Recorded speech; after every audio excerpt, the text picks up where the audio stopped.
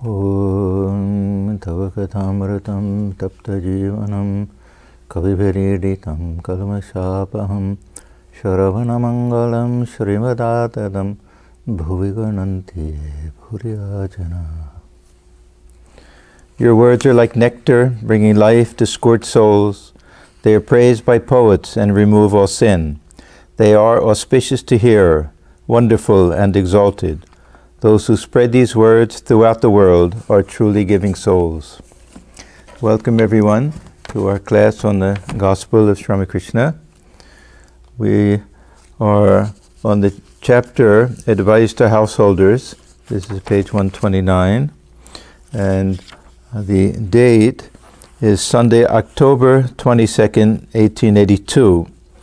And if you remember from last time, this was the Vijaya day. This is the final day of the Durga Puja celebration, where the image of Mother Durga is immersed usually in a lake or in a river. And Sri Ramakrishna was talking to some of the devotees, and of course M is there. Most of the conversation is with M here. And Sri Ramakrishna is talking about some of his earlier experiences and pilgrimages. You remember he was talking about two different types, two different classes of yogis. Those who travel from place to place, bahudagas, and those who stay in one place. They finished with all of that, traveling here and there, and they have no more curiosity for things. These are considered a little bit higher. But he's talking about his days of traveling almost exclusively with Mathur Babu and his family. That Mathur had arranged a couple of pilgrimages, and partly in order to take Sri Ramakrishna, but also the family and many, many other people. They had a whole retinue of people to serve and do all of the work and everything as well. So Sri Ramakrishna is talking about when he accompanied Mathur Babu to Vrindavan. So I'll start there. But one undoubtedly finds inspiration in a holy place. I accompanied Mathur Babu to Vrindavan. Hridoy and the ladies of Mathur's family were in our party.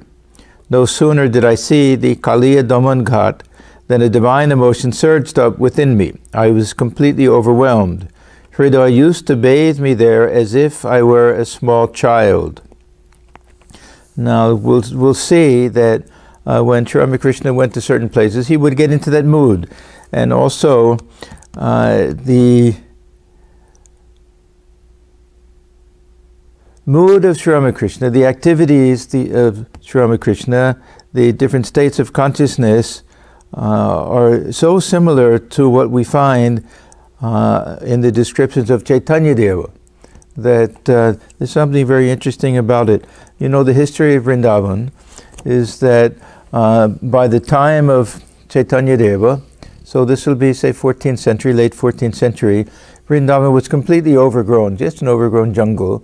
And all of the temples that we see today, most of them were from just after his time, because when he went there, he would get inspired at certain different places and feel the divine presence and remember the divine play that took place there.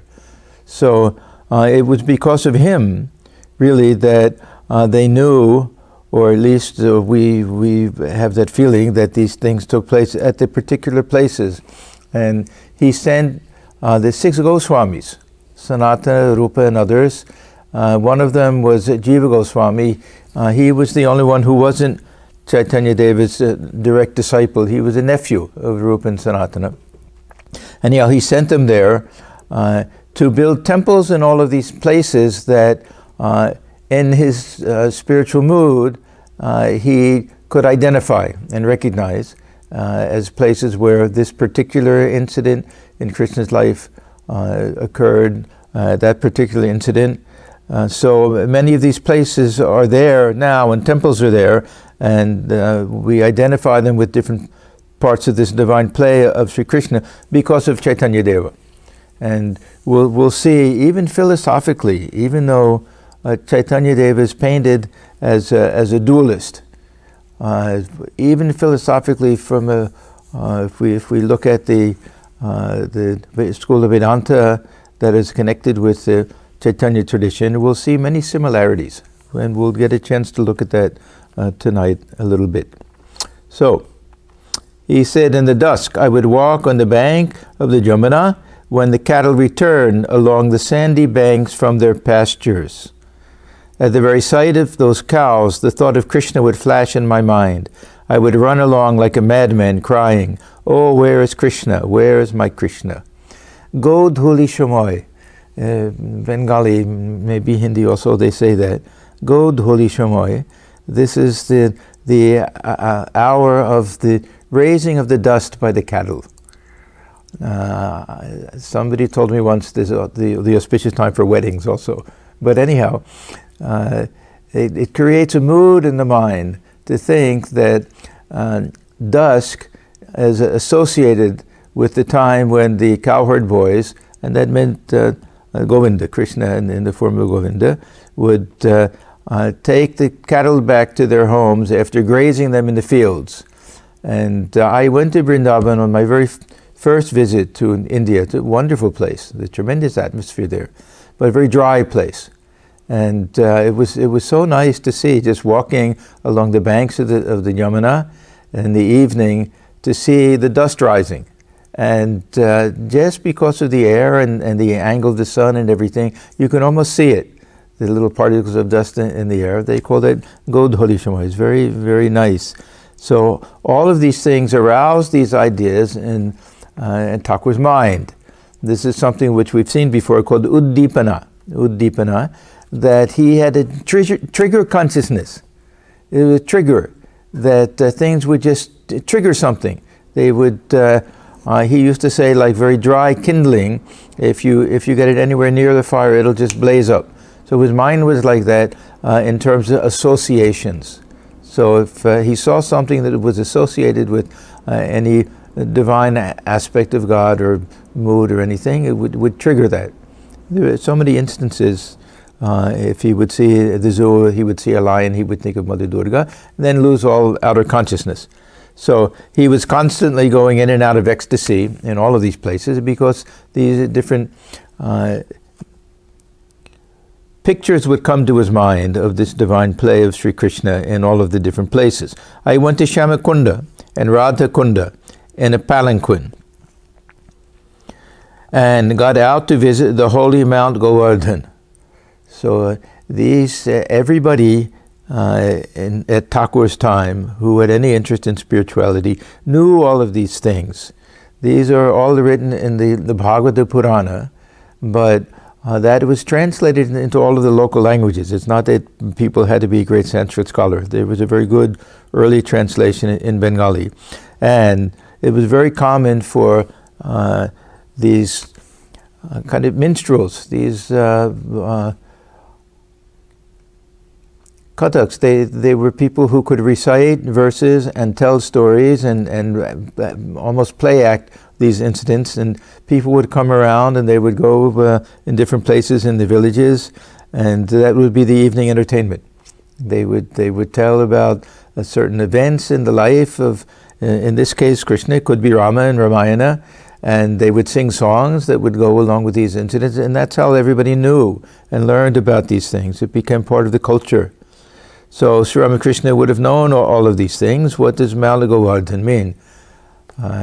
How the torrential rains were coming, and everyone would be drowned, and they asked Govinda to do something, and he picked up the whole mountain and he covered the area to keep the rain from coming. So all of these things, as soon as he doesn't even have to see it, as soon as he hears the name of it, but then seeing it also, so he'll go into a spiritual mood. So he said, at the very sight of the mount, I was overpowered with divine emotion and ran to the top. I lost all consciousness of the world around me. The residents of the place helped me to come down. On my way to the sacred pools of Shamakunda and Radhakunda, when I saw the meadows, the trees, the shrubs, the birds, and the deer, I was overcome with ecstasy. My clothes became wet with tears. This will be literally true. He could shed tears like that. I said, "O Krishna, Everything here is as it was in the olden days. You alone are absent. Seated inside the palanquin, I lost all power of speech. Thakur used to go by palanquin for two reasons. One,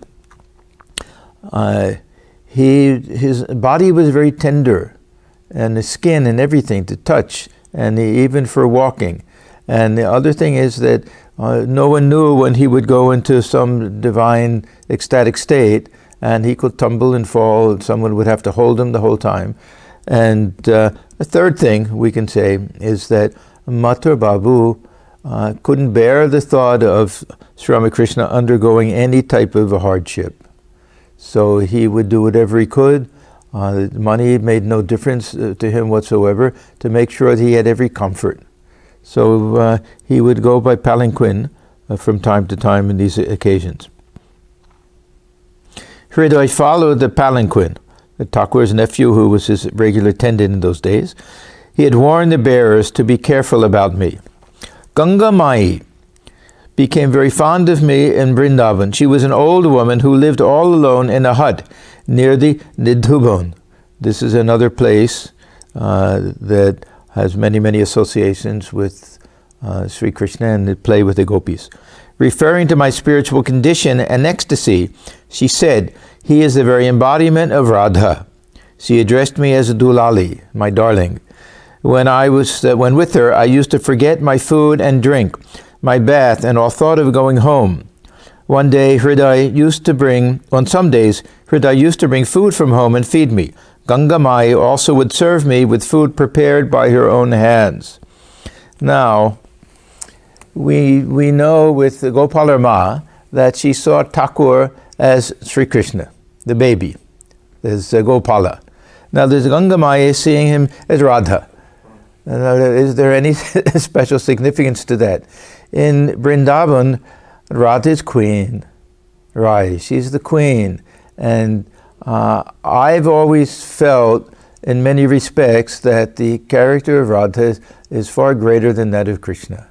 That Sri Krishna was the playmate of the gopis and the gopas, and we don't see him showing tremendous spiritual moods. We don't see him doing spiritual disciplines. Even the Lord himself, he came and he played and enjoyed things. Of course, it got a little tougher when he left Vrindavan and went to Mathura and had to go into battle in Kurukshetra. But this phase of his life, the real ideal of bhakti that we find in the Vaishnava tradition, especially according to this Rupa and Sanatana Goswami, the Chaitanya Deva school, is all based on the experiences of Radha. That Radha is the one that is always looked up to when we try to understand spiritual moods and devotional moods. That she's the one that would have this bhava, in prema, mahabhava, and undergo all of the physical transformations that take place in that state. And we know all of this because these are written in the books, and because the Brahmani, Bhairavi Brahmani, she knew all of these books, and when she came to Dakshineshwar and saw these different physical manifestations of the divine mood in Sri Ramakrishna, she could compare what she saw in him to what they saw in Radha. And the other thing is that Chaitanya Deva also had these things. He also experienced these things.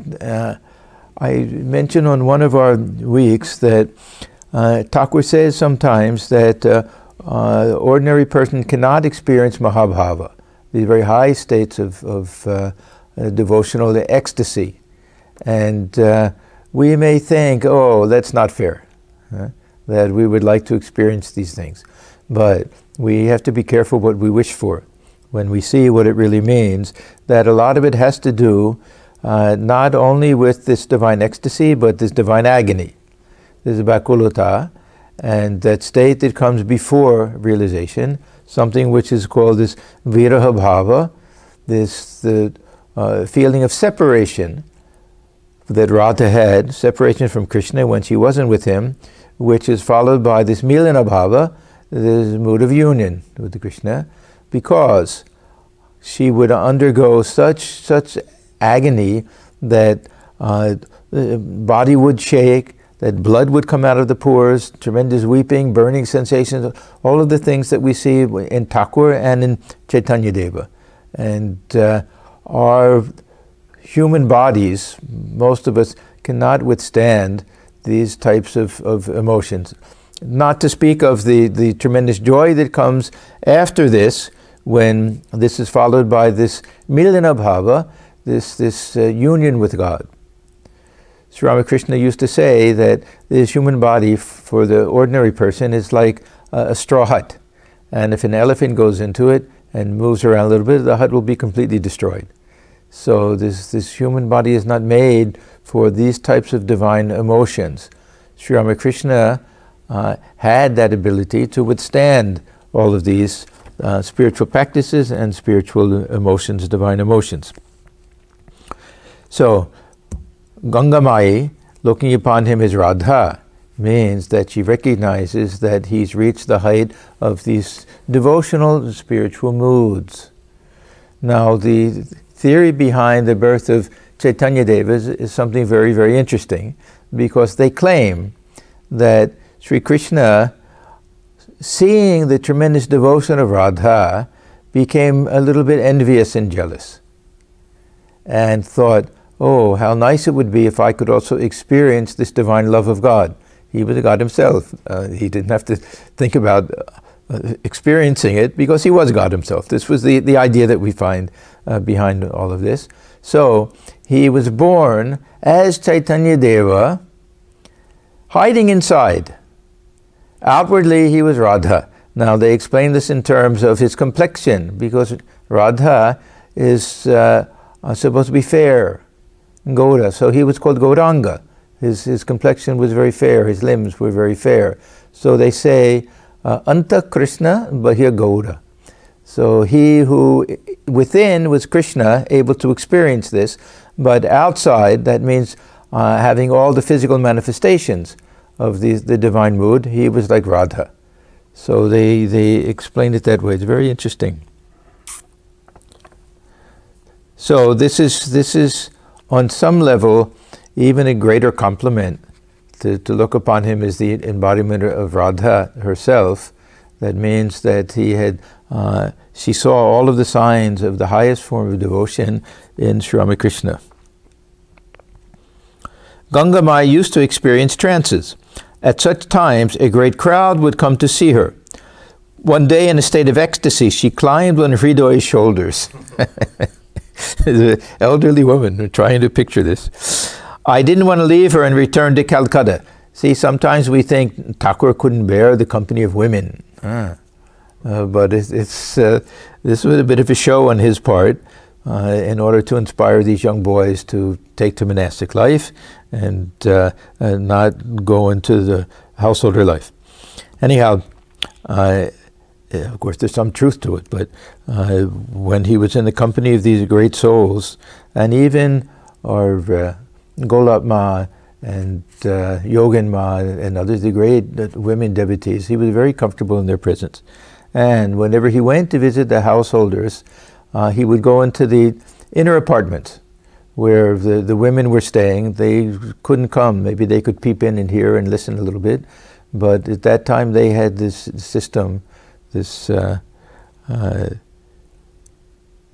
zanana. This was kind of from the Muslim influence perhaps, but where the women would stay in a separate area and the men wouldn't go there. But he could go there, because they didn't look upon him in that way, and he would always go and take his food there and mix with the women and joke and laugh with them and have a nice time with them, and then come back and pretend that it didn't happen.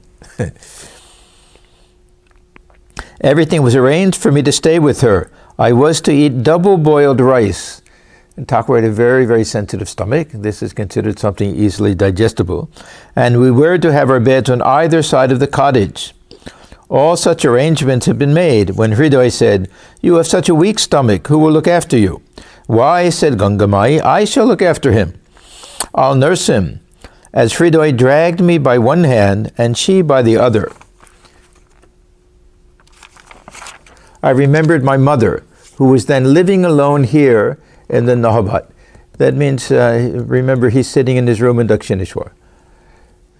Before Holy Mother moved there and lived in the Nahabat, Thakur's mother also stayed there. She stayed on the top floor. And Thakur would go and visit her every day and looked after her and stayed with her until she passed away from there on the banks of the Ganga. So I remembered my mother, who was then living alone here in the Nahabat of the temple garden. I found it impossible to stay away from her. He had tremendous love and devotion to his mother, and said to Gangamai, "No, I must go." And then he adds, "I loved the atmosphere of Vrindavan." We, of course, have a very nice center there, and a big hospital center there, because just as many devout Hindus, and we can say those who have special devotion to Shiva, will go to Kashi, Varanasi, in the very final days and try to pass away there with the feeling, the belief that they'll get liberation there. Many elderly Vaishnavas and the Vaishnava widows especially also will do the same thing, go to Vrindavan with that same feeling. So there was a great need for a hospital there. These elderly people who had left their families very often went there. If they fell ill, there would be someone to look after them. One of the great Swamis of our order, Gopesh Maharaj, Swami Sharadeshanandaji, he was there for many years. I saw him there a couple of times, and he was the embodiment of this very deep spiritual atmosphere that one feels in these holy places. About 11 o'clock, the master took his meal, the offerings from the temple of Kali. After taking his noonday rest, he resumed his conversation with the devotees. Every now and then he uttered the holy word Om, or repeated the sacred names of the deities. After sunset, the evening worship was performed in the temples. Since it was the day of Vijaya, the devotees first saluted the Divine Mother and then took the dust of the Master's feet. Okay, we have a short entry, October 24th, which I'm going to skip and go to the next chapter. You can read it if you like. There's some things that are not so terribly important. This is chapter 5. We're on page 132. This is the chapter called The Master and Keshab. Keshab Chandra Sen. He was the founder, not founder, he was head of the Brahmo Samaj, and we'll get a little history here, how the Samaj had to be divided and separated, and some little problems that came up. Okay, October 27th, 1882. It was Friday, the day of the Lakshmi Puja. So this is the time of year with all the different pujas for the Divine Mother. The Durga Puja, Lakshmi Puja, then we get Kali Puja, we also get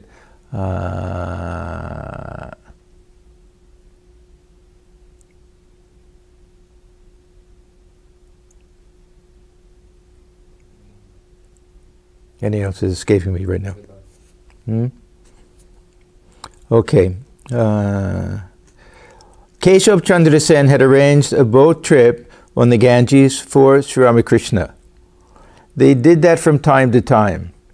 I think I read, or we read, that this boat was the one that was given by his daughter's father-in-law. This was the big thing, how his daughter was given in marriage to the Maharaja of Kuch Bihar, who of course was very wealthy. So Keshav would arrange these trips. They were outings, little picnics. They would take food and they would go up and down Ganges, maybe stop someplace. But it was especially wonderful for them when they could stop at Dakshineshwar and pick up Sri Ramakrishna. And it would be on the spur of the moment. Most of the time he wouldn't know about it, but he'd be happy and he would go and they would listen to him talk, and it would be a wonderful atmosphere like that. What is the other, the worship that Holy Mother did in Jaidambati? Jagadhatri Puja. This is also that same time. Thank you, Kumar.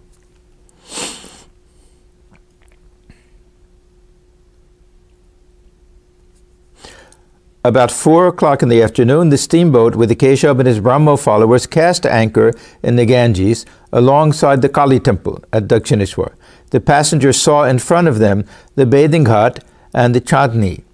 To their left, in the temple compound, stood 6 temples of Shiva, and to their right, another group of 6 temples.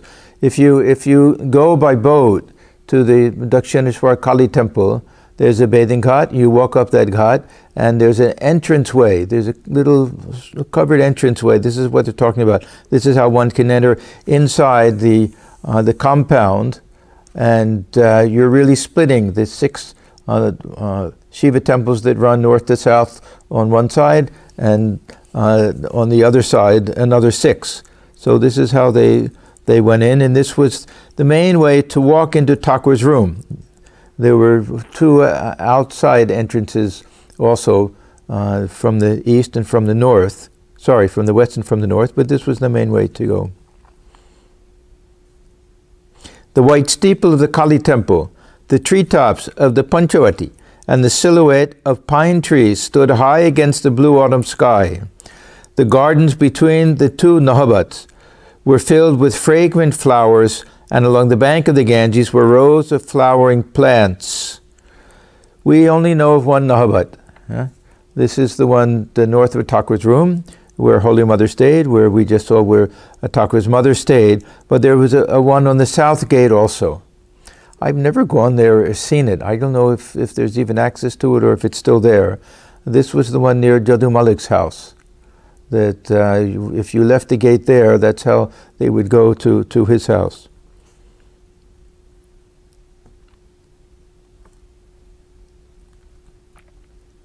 The blue sky was reflected in the brown water of the river, the sacred Ganges, associated with the most ancient traditions of Aryan civilization. The outer world appeared soft and serene, and the hearts of the Brahmo devotees were filled with peace. Sri Ramakrishna was in his room talking with Vijaya and Harolal. Now, this is strictly a coincidence or part of the divine play, however we want to understand it, but one leader of the Brahmo Samaj, Keshab, is getting off the boat, and inside the room is the leader of the Brahmo Samaj that split off from it, Vijaya Krishna Goswami, and there was tension between them because obviously it was a big slap in the face to Keshab. What had happened was he had married, given his daughter in marriage to this, as they say, the son of the Maharaja of Kuch Bihar, and she was a little bit below the designated marriageable age, and this was something that the Brahmos themselves had fixed, and the Keshab was responsible for that.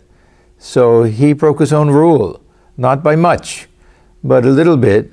I don't know why they were so anxious to get everything arranged, why they couldn't wait a little bit, but anyhow, he did, and it looked very bad. Thakur never blamed him for it. He said he's a father, this is an obligation to arrange a good marriage for the daughter, but anyhow, because of that there was a split, and Vijay became more or less the head of this other group. So now we have this Shadharan Brahma Samaj. They were different. First was the Adi Brahma Samaj, that they called it the original one. We call it Adi Brahma Samaj. And then we get, after the split, we get this Shadharan Brahma Samaj, the general Brahma Samaj, and what they call this Navavidhan, the new dispensation. That's what Keshav called the other group. So this will be an embarrassment. They haven't seen each other, they haven't spoken to each other, and they find themselves in the same room, and pretty soon they'll find themselves in the same boat. So Sri Ramakrishna was in his room talking with Vijay and Haralal. I'm not sure who that is. Some disciples of Keshab entered. Bowing before the master, they said to him, "Sir, the steamer has arrived. Keshav Babu has asked us to take you there." A small boat was to carry the master to the steamer. No sooner did he get into the boat than he lost outer consciousness in samadhi. Now, M is very tricky sometimes. He doesn't say, did Thakur ask Vijaya to come? Did he want to come on his own? What did he feel? Anything. It simply says Vijaya was with him. So probably he took this opportunity to come, and regardless of the embarrassment or anything, he couldn't bear to lose the opportunity to have company of Sri Ramakrishna. Plus, he still had tremendous regard for Keshav. There was still mutual respect between them. This was more politics. And he must have, of course, he knew all of the other people, members on the boat. So there was a hard feelings, this and that, but they had a very common bond, and probably deep friendship among many of them. M was among the passengers, of course. Otherwise we won't have this. M, he would follow. In those days, nobody needed any special invitation. If you were with Thakur, wherever he went, you could go. And Thakur used to say that. Just mention my name, and you can go anywhere where I go. So M was among the passengers as the boat came alongside the steamer. So the little boat had to go. The steamer was too big to be able to come close to the shoreline. As the boat came alongside the steamer, all rushed to the railing to have a view of Sri Ramakrishna. So Keshav and a few others had come, but most of them stayed back. Keshav became anxious to get him safely on board. With great difficulty, the master was brought back to consciousness of the world. Now we know when Thakur was in that mood, he could easily fall.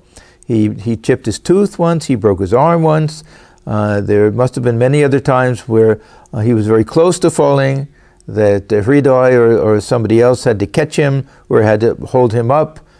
He had no awareness of the body at that time. So anything could have happened. So naturally they were nervous. And what happened if he fell into the water and drowned, God forbid? So they were very nervous about this. So Keshav became anxious to get him safely on board. With great difficulty, they had to practically hard to picture how Thakur could even walk or move in that state. I had an experience of someone who went into what we would call a catatonic state. He was a devotee of ours, but he suffered from some type of condition where this would happen from time to time. And he was really unaware of anything, but you could stand him up. We had to get him in the car, and you could help him move. And if you pushed him forward, one leg would go in front of the other, and the other in front. So he could help you a little bit without being aware of anything. Really, just the body without body consciousness could somehow function. So perhaps Thakur was like that a little bit. That not that they had to carry him, but they really had to help him to get on. So he walked mechanically. This is an interesting term. Still in an abstracted mood, he walked mechanically, leaning on a devotee for support. Keshav and the others bowed before him, but he was not aware of them. His mind was someplace else. We don't know what triggered it, but his mind was in a different realm at this time. Inside the cabin, there were a few chairs and a table. He was made to sit on one of the chairs, so they took him over and they helped him down. Keshav and Vijaya occupying two others. So obviously they had given Vijaya a place of respect, even though they were part of the other group. Or who knows, maybe it wasn't such a deep split as we think it was. Maybe they're members of both. We don't know. Anyhow, they had reserved two chairs. Well, of course, they didn't know Vijaya was going to come, but they brought one. So anyhow, the two of them occupying two chairs. The others perhaps were, here it says, some devotees were also seated, but most of them on the floor, while many others had to stand outside. So probably they could look through the window and see him that way. They peered eagerly through the door and windows. Sri Ramakrishna again went into deep samadhi and became totally unconscious of the outer world. Now, it could just be the presence of so many devotees and Keshab. He had great regard for Keshab. Thakur said one time that just seeing a crowd of people would throw him into ecstasy. Why? Because he sees the divine presence pulsating through all living creatures. And to see so many people, that means so many reflections, sun reflected in so many pools of water, that would throw his mind into ecstasy. As the air in the room was stuffy because of the crowd of people, Keshab opened the windows. He was embarrassed to meet Vijaya. Since they had differed on certain principles of the Brahmo Samaj, mostly this marriage. I don't know what other things there might have been. And Vijay had separated himself from Keshav's organization, joining another society. Vijay, I don't know how much was his principle, how responsible he was for the split. I doubt if it was mostly him. It sounds to me like one section just objected so much that they split, and they asked Vijay if he'll come and be the leader of that group. Vijay, not that he had any great thirst for becoming a big shot anywhere, but he also had a family to support, and he had to earn his living somehow, and they could pay him just a small stipend, but enough. So he had to consider that as well. The Brahmo devotees looked wistfully at the master. Gradually he came back to sense consciousness, but the divine intoxication still lingered. This was the best time to catch him.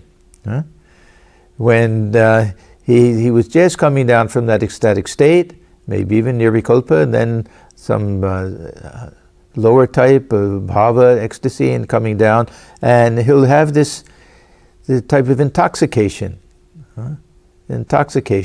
And speaking from that mood, these divine words would come out. This is really when he felt that it was the mother speaking through him, that she was providing all of the words, and he was just an instrument at this time. So gradually he came back to sense consciousness, but the divine intoxication still lingered.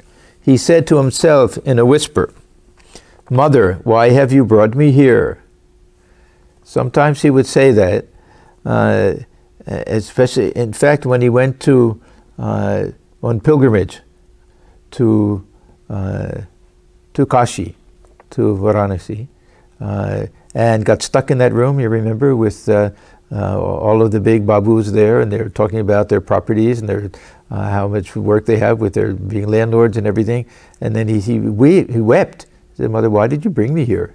Here it's not quite like that, because he knows they're all devotees, but he also knows that the members of the Brahmo Samaj, as he used to say, held on to God with one hand and held on to the world with the other hand.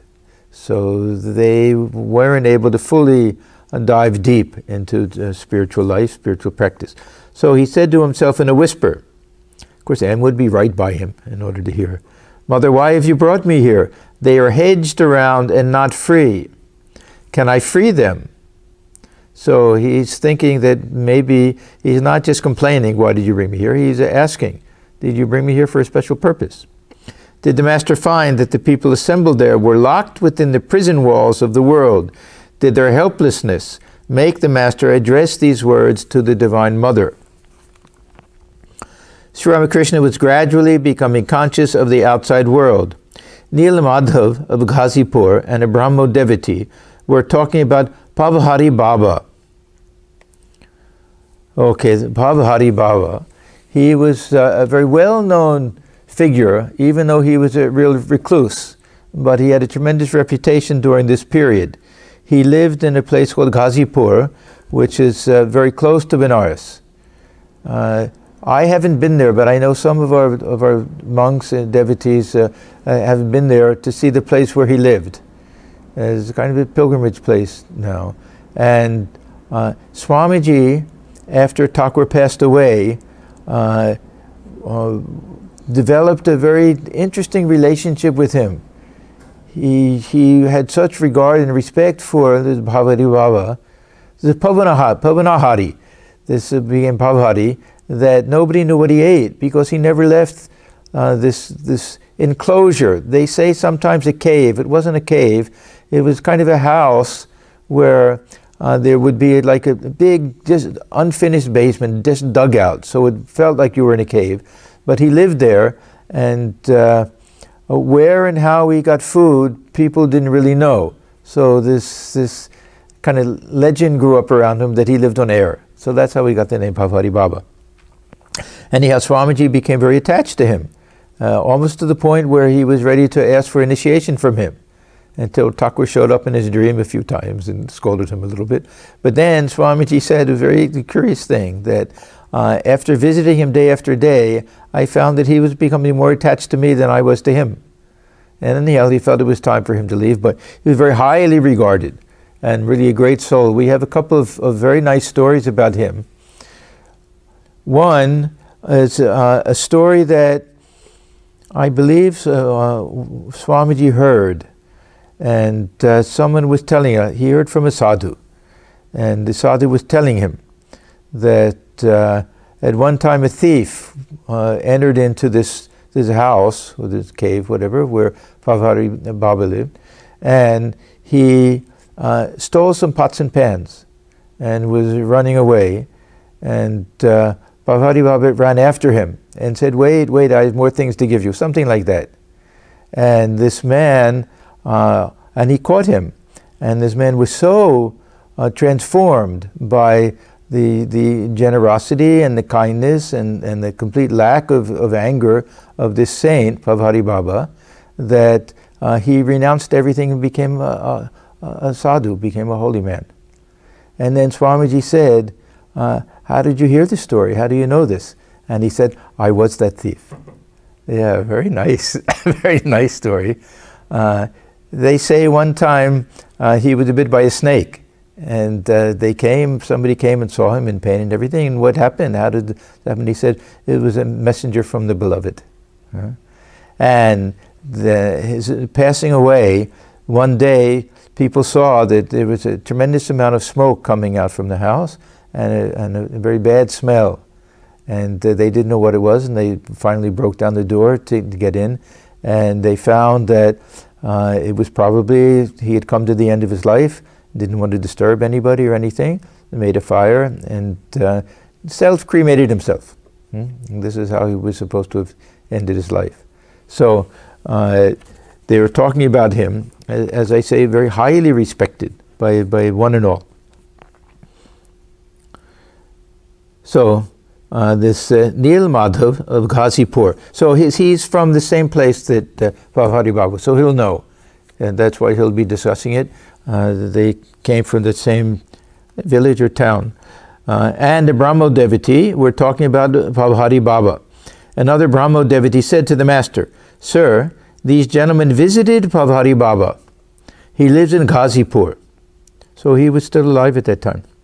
He is a holy man like yourself. The master could hardly talk, he only smiled. The devotee continued, Sir, Bhavati Baba keeps your photograph in his room. Pointing to his body, the master said with a smile, just a pillowcase. Yeah? So don't put too much importance on this physical body, that for everybody, it should just, the real self is contained within. Nothing external should be considered of great value. The master continued, but you should remember that the heart of the devotee is the abode of God. He used to say this very often, the Baitok-khana. Baitok-khana is the drawing room. Sometimes he would say the master of the house can be found in any room. Sometimes he'll be in the bedroom, sometimes the kitchen, this and that, but generally he's to be found there. So the heart is the Baitok-khana, is the drawing room of the devotee. That means search for God within the heart. He may pervade the whole body. He may be within the head, the top of the head, but this is his drawing room. A landlord may at one time or another visit all parts of his estate, but people say he is generally to be found in a particular drawing room. The heart of the devotee is the drawing room of God. He who is called Brahman by the Jnanis is known as Atman by the Yogis and as Bhagavan by the Bhaktas. The same Brahmin is called priest when worshipping in the temple and cook when preparing a meal in the kitchen. Now, I don't know how helpful it is, but to me it's interesting. that every once in a while Sri Ramakrishna will say things that we recognize as belonging to a particular philosophical tradition. That sometimes he'll say things, we'll say, oh, that he must have read Gita or heard it, that we find exactly this idea, or from this Upanishad, or from that. We were seeing before with this Bahudaka and Kutichaka that this is something in this Jivan Mukti Viveka, and things like that. This is something that is very particularly mentioned in the Bhagavata Purana and highly featured in the school of Vedanta connected with Chaitanya Deva, called Achintya Bheda Bhedavada.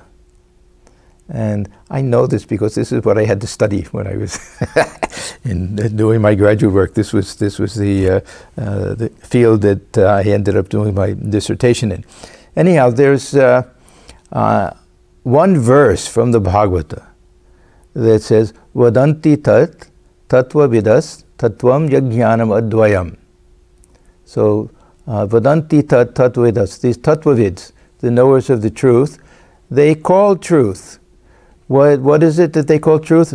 This jnanam advayam, the non-dual consciousness, they call the highest truth. Now remember, this Bhagavata Purana is full of these legends of Krishna and highly devotional things, but also highly philosophical with a lot of Advaitic knowledge in it also. And then it says, Brahmeti Paramatmeti Bhagavaniti Shabdyate. This one non-dual consciousness, which the knowers of truth call truth. It's called by three different words, Brahman, Paramatman, and Bhagavan. And then we find in this Chaitanya Charitamrita, Chaitanya Deva himself making the same distinction here. He'll say that yes, that which is called Brahman by the Jnanis, and that which is called Paramatman or Atman by the Yogis, and that which is called Bhagavan by the Bhaktas, the devotees, are one and the same reality. They're not three separate things. So highly liberal doctrine, highly non-dualistic doctrine. And there's a Jiva Goswami, when he did his major philosophical text. It's called Shat Sandarbha. There are 6 different Sandarbhas, that means it's 6 different volumes. And what did he do? He wrote 6 volumes of deep philosophical text based on this one single verse from the Bhagavata. So one of them is called the Paramatma Sandarbha, one the Brahma Sandarbha, one Bhagavat Sandarbha, one Tattva Sandarbha, all taking turns from this one single verse, and spun out the whole of Vedantic philosophy, which was the kind of the official doctrine, this Atintya Bheda Bhedavada of the Chaitanya school. So Thakur must have known about these things. Now we can say that through his divine vision he would have had this same understanding. Of course. Nothing that he would have heard or read or talked about or anything that wasn't also his own experience. That doesn't mean that he didn't hear these things and that they didn't leave an impression on him, and he didn't try to practice them and experience them. So perhaps we find a nice little connection between Sri Ramakrishna and Chaitanya Deva through the Jiva Goswami, the nephew of Sanatan and Rup Goswami, who wrote the philosophical works of the school. So he who is called Brahman by the Jnanis is known as Atman or Paramatman, Atman by the Yogis, and is Bhagavan by the Bhaktas. The same reality. They're not different things. Even when we talk about Brahman and Ishvara and Hiranyagarbha, we have all of these different terms. They refer to one and the same reality. They're not two different things. It's not that, and even sometimes we'll say, well, Brahma, Vishnu, Shiva, they're not 3 different deities. These are 3 different divine functions we give 3 different names to. But it is all that power, that Shakti of this divine reality which we call Brahman. So the same Brahman is called priest when worshipping in the temple, and cook when preparing a meal in the kitchen. The Jnani, sticking to the path of knowledge, always reasons about the reality, saying, not this, not this. Neti, neti. That means that if we define Brahman and truth as that which doesn't change, then we eliminate everything transitory. And since Brahman is nothing that we can get a hold of, all we have to do is eliminate everything that's non-Brahman, and what remains is Brahman. So this is that idea. And with regard to the self, that we eliminate the body, mind, senses, all of the exterior coverings of the body. What we're left with will be that same Brahman. This is why this Atman and Brahman are considered to be non-different, identical. So this is the Jnani. Always reasons about the reality, saying not this, not this. Brahman is neither this nor that. It is neither the universe nor its living beings. Reasoning in this way, the mind becomes steady. Then it disappears and the aspirant goes into samadhi. This is the knowledge of Brahman. It is the unwavering conviction of the Jnani that Brahman alone is real and the world illusory. Now, I always make a big fuss over this, so forgive me if if you've heard it too many times, but this one term, mithya, which sometimes is substituted by this term asat, sometimes by avastu, sometimes I think that covers most of them. Anyhow, how it's understood and how it's even translated and how it's interpreted is how we can tell what different philosophical schools we're speaking about. So this word asat, if we say that sat means that which is eternal and unchanging, then asat can be everything transitory. But if we want to say that sat is that which is real, then asat is that which is unreal. So we can take this asat, this unreal, it can be something imaginary, it can be something that is real but misunderstood, where we superimpose something on it. It can be something which is real but changing. It can be something which is connected with the Brahman. It can be something which is separate from Brahman in the dualistic schools. So there are many different ways of interpreting this. There are different schools of Vedanta and different types of Jnanis. I'm saying this because on the very next page, which we won't get to now, but the very next page, Sri Ramakrishna will start talking about this universe for the Jnani, that everything we see is a manifestation of Shakti. Now, that means that we'll have to take asat in his understanding to mean transitory and not absolutely unreal. Nobody says absolutely unreal, but in any event, this term Maya will come in. So this is another thing, whether we say Maya or Shakti or Prakriti, well, that all we're doing is giving different degrees of reality to it. Prakriti, a little bit of material reality. Shakti is energy reality. Maya, a little bit of just appearance. So they all occupy the same category, that which stands side by side with Brahman.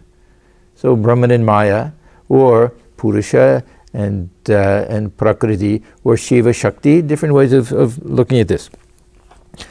But here he's saying for the Jnani, and there will be some like that will look upon this world as just a dream, something unreal. Now there's another thing is, do we mean literally like a dream? That it's only existing in my head? Or do we mean it has a dream-like quality? It could be interpreted differently. So all these names and forms are illusory like a dream. So again, we can all have this feeling that there's something dreamlike about the world without thinking that it's just a projection of mind, like a dream, and that no one else is real within it, nothing like that. But still, dreamlike quality, because it's fleeting by, and it doesn't have that substantial feeling to it. What Brahman is cannot be described. One cannot even say that Brahman is a person. So this is that idea of this Brahman as impersonal consciousness.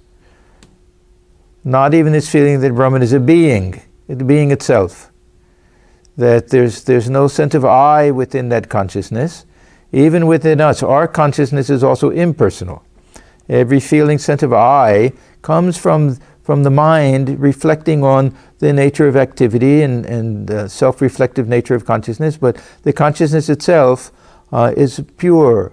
There's no ego within it. There's no I within it. It's the observer of the ego. So one cannot even say that Brahman is a person. This is the opinion of the Jnanis. He's not making any judgment on this. He's not saying this is good, this is bad. This is their opinion. Mot. Again, Joto Mot Toto Pot. This, not opinion in the way that, oh, I have an opinion, I like this, I don't like that. This means that this is the philosophical system that they follow, but it's not to be taken as absolute truth. This is their view of the world. Darshana. Or drishti. This is their view of the world. This is the opinion of the Jnanis, the followers of Vedanta philosophy. So, non-judgmental.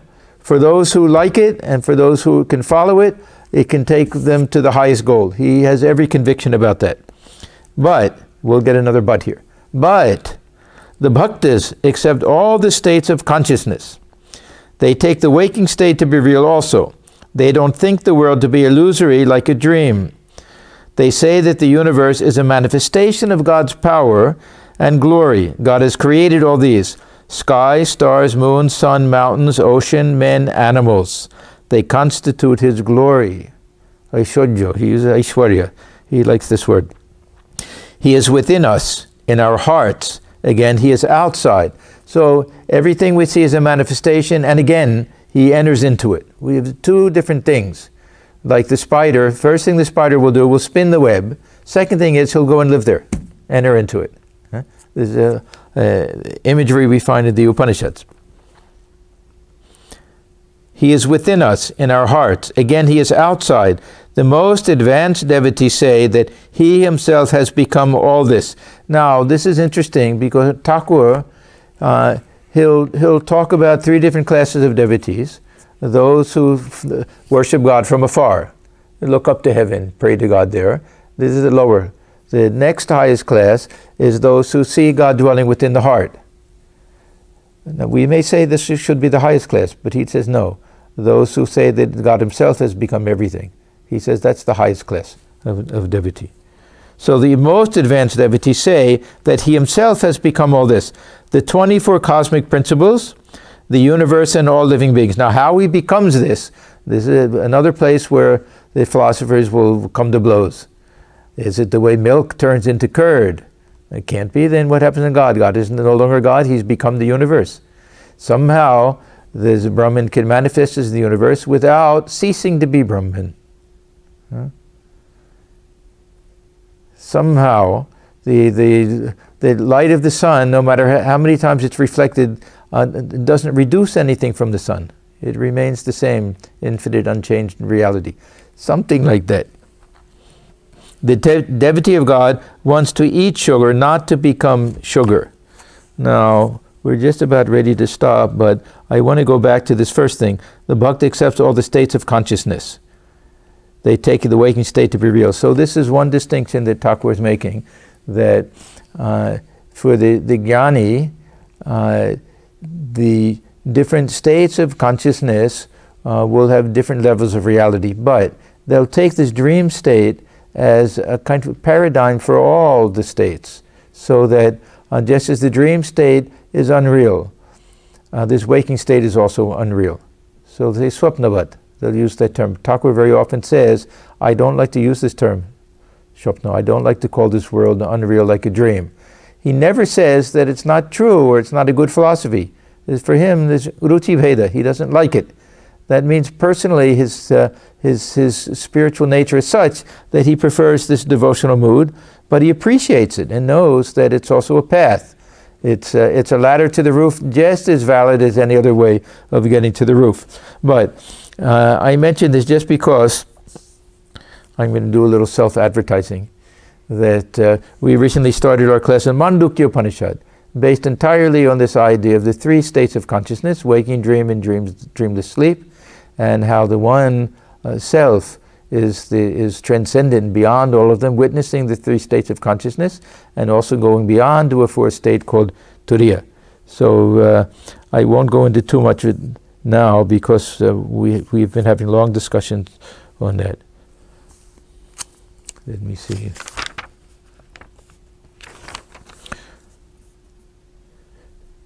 Do you know how a lover of God feels? His attitude is, O God, Thou art the master and I am Thy servant.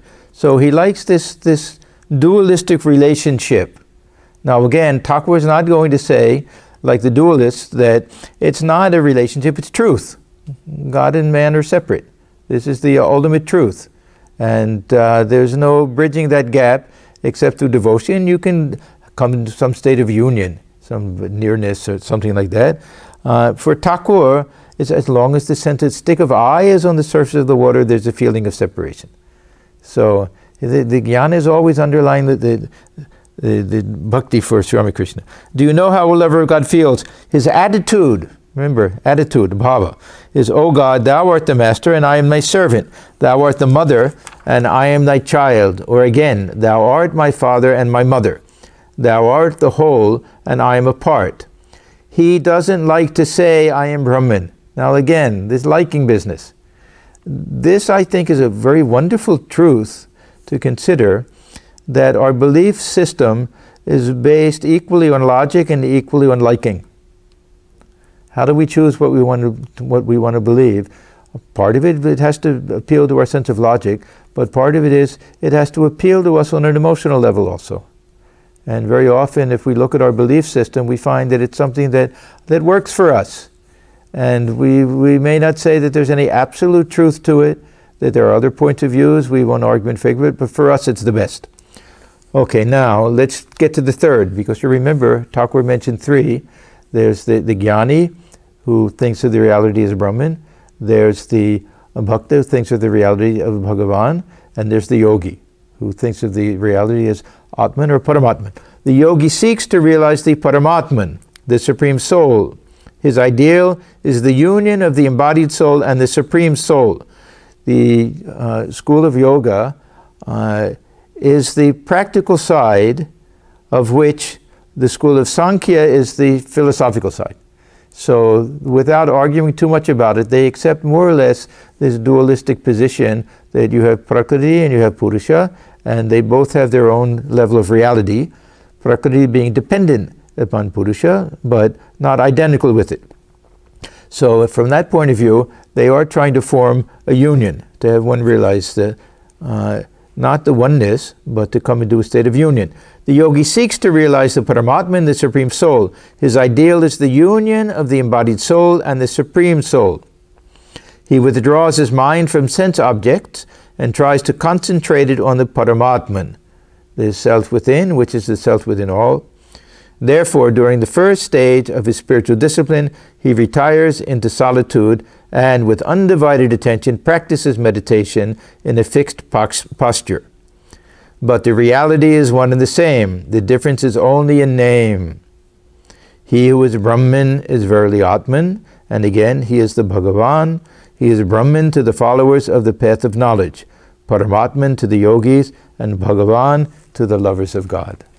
Okay, very good place for us to stop, because now they're going to continue with the steamer and some descriptions and things.